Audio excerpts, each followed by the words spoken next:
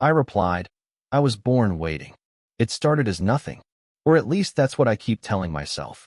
The shop was too quiet that afternoon, the kind of silence where even the sound of a pen scratching across paper feels too loud. I was crouched behind the counter, oil-stained rag in one hand, tightening the last screw on an old radio someone had brought in. The thing wasn't worth fixing, not really, but I like puzzles more than I like saying no. That's when the door creaked open. I didn't look up at first. I thought it was just another customer. But then I heard her voice. Low, measured, with the sort of clarity that makes you stand straighter before you even see who's speaking. Does anyone here still repair things? Or is it all just replacements these days? I turned. She was standing there, holding a leather-bound notebook against her side like it might slip away if she didn't keep it close. Mid-40s, maybe older, though her presence made age impossible to measure. Her hair was pinned back, a few strands falling loose in a way that seemed intentional, though I knew it probably wasn't. I wiped my hands too quickly and left a smear across my wrist. She noticed. I could see it in the faintest lift of her eyebrow, though she said nothing. What is it you need fixed? I asked. She set the notebook on the counter and opened it. Inside was an old fountain pen, the kind with brass edges dulled by years of use. She placed it down carefully, almost reverently. It doesn't write anymore. I thought maybe it could, if someone knew how to make it work again.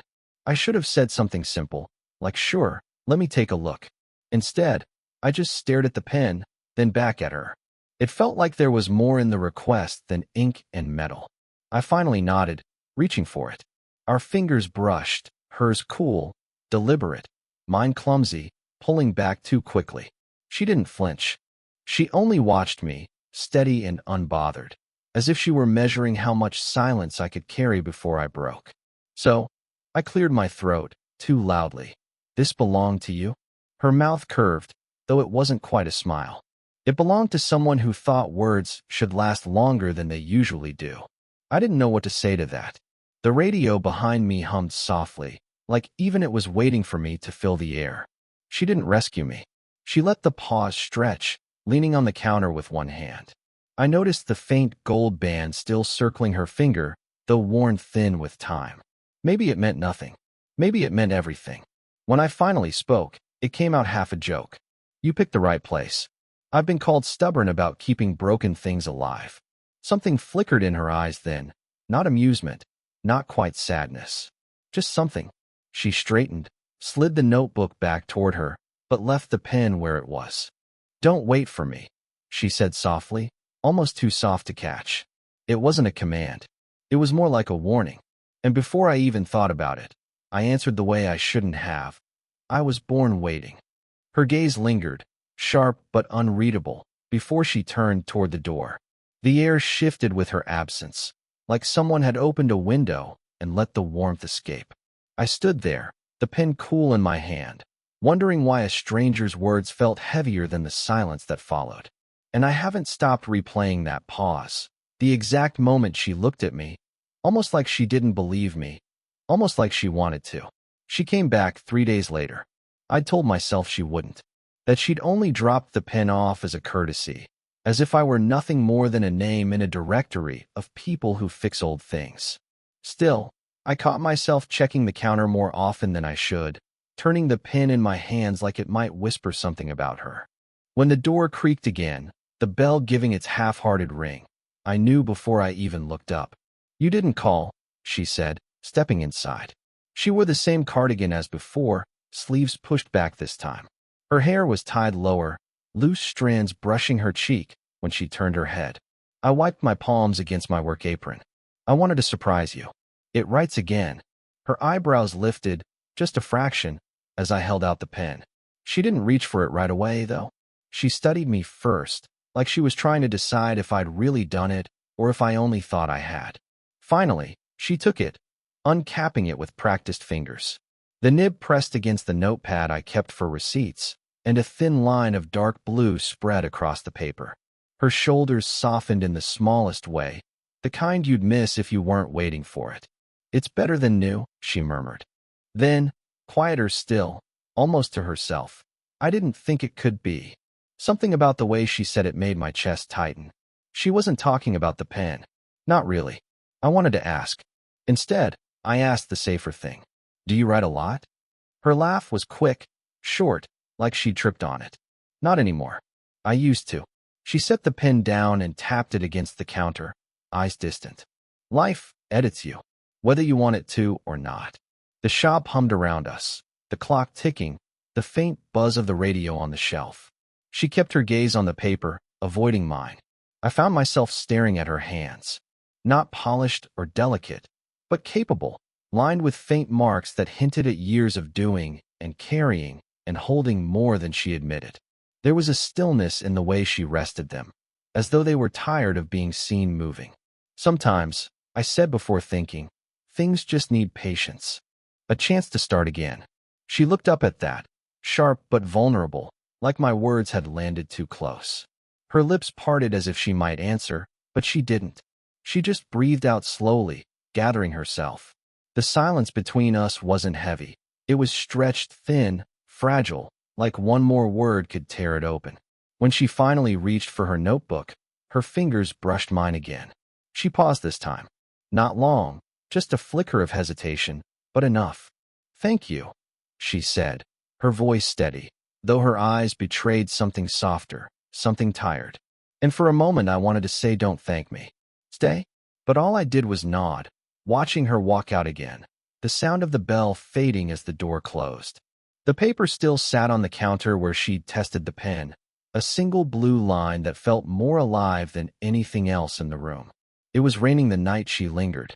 The shop should have been closed an hour earlier, but the storm kept me from locking up.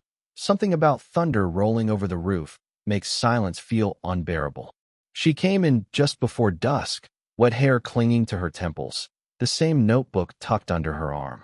I didn't mean to bother you, she said, brushing water from her sleeve. The lights were still on.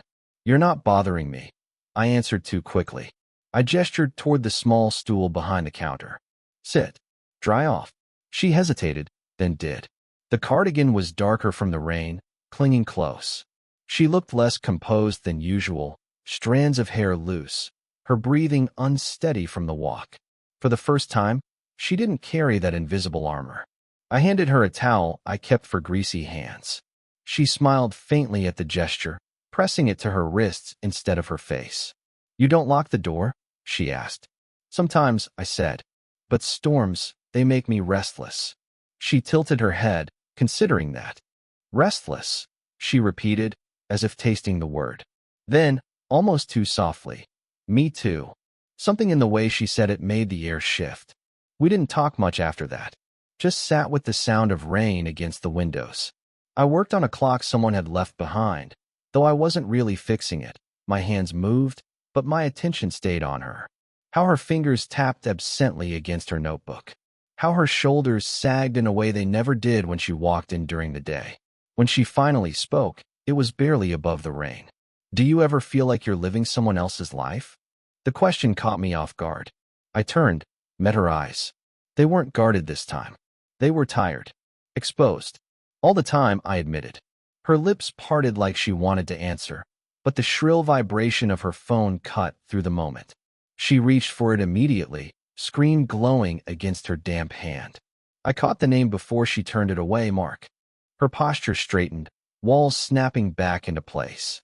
She silenced the call without answering, tucking the phone beneath her notebook as if burying it. For a moment, neither of us spoke. I wanted to ask who he was, why her shoulders had gone rigid, why she suddenly looked older than she had a minute ago. But I didn't. Instead, I pushed the towel closer to her. You'll catch cold. She laughed, a brittle little sound, and reached for it. Her hand brushed mine, not accidental this time. She didn't pull away. Neither did I. The rain hammered the windows, the clock ticked, and the space between us felt impossibly small. I almost said her name. I almost asked her to stay. But the words stuck in my throat, and the only sound was the storm, filling all the places where something should have been spoken. The room smelled of rain and old paper. She came in late, long after the shop should have been empty. I was sorting through a pile of returned books when I heard her voice, soft and hesitant, slicing through the quiet. I keep thinking about that day, she said, and didn't say anything else. just stood there, notebook pressed to her chest, shoulders tight. I set the books down, not sure if I should ask which day, or if I should say something at all. There was a heaviness to her tone, like she'd swallowed something she shouldn't have and now it was pressing against her ribs. You keep thinking, I said finally. My voice sounded too loud. About me? She didn't answer. She only nodded, a small tilt of her head, then looked away, out the window where the last of the storm puddled across the street. Her hair was damp, sticking slightly to her neck.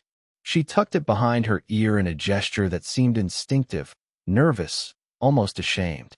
What are we doing? She whispered. I froze. The words weren't a question I could answer lightly, and I couldn't let them tumble out of my mouth like I normally would. They hung in the air, thick and impossible, and I could feel the pulse of it in my own chest. I began, then stopped. My throat felt full, not with words, but with something I couldn't shape. She sat down on the edge of the counter, hands gripping her notebook as if it were an anchor. I stayed where I was, unsure whether to move closer or step back. My fingers twitched, half expecting her to reach for me, and half afraid she might. The silence stretched. It wasn't empty. It was full of unsaid things. Longing, fear, the impossible weight of timing and life. I shouldn't be here, she said after a long pause. Her voice was steadier now, colder, almost final. But the tremor in her hands betrayed her. I'm not supposed to want this. Not this way. I wanted to tell her it didn't matter. That none of it had to make sense. But the words lodged in my chest. Instead, I nodded. Just nodded. The simplest acknowledgement I could give, without breaking the fragile thread she'd left between us. She looked at me then, really looked. Eyes dark, tired, and wide in that way that makes you feel seen. Not for the surface you show the world, but the parts you try to hide. I don't know who I am anymore, she whispered, almost to herself, or who I'm allowed to be. And in that moment, I realized the quiet between us wasn't just a pause. It was an entire conversation, a confession of the impossible, the dangerous, the inevitable pull we'd been trying to ignore. I wanted to touch her, to say something that would erase the weight of the wall she'd built. But I didn't. I couldn't. She gathered her notebook, lingering just long enough to make my chest ache, and whispered, almost broken, maybe I'm too far gone. The words landed between us, heavier than rain, heavier than any storm we'd ever sat through. I wasn't expecting her to bring anything, but she did. It was a small envelope, creased and faded, the kind you'd find at the back of a drawer, forgotten until something made it urgent again. She set it on the counter between us, fingers lingering just above it, as if afraid the paper might bite. I shouldn't show you this, she said, voice tight. But I need someone to know. I didn't press. I only nodded. My hands itched to reach for it, but I waited. She exhaled slowly and opened it. A single photograph slipped out, black and white, edges curling. A younger version of her, smiling with someone whose absence seemed to hollow the air. I could see it in the way her lips tightened, in the quiet weight of her shoulders. That was before everything, she murmured. Her fingers traced the face in the photo, almost lovingly. Before I learned how to stop hoping. Before I realized some people just leave. I swallowed. My chest tightened at the sight of her vulnerability, the kind of openness that doesn't demand anything from anyone, except that you witness it. I didn't know, I said softly. I mean, I knew life had hurt you, but not like this.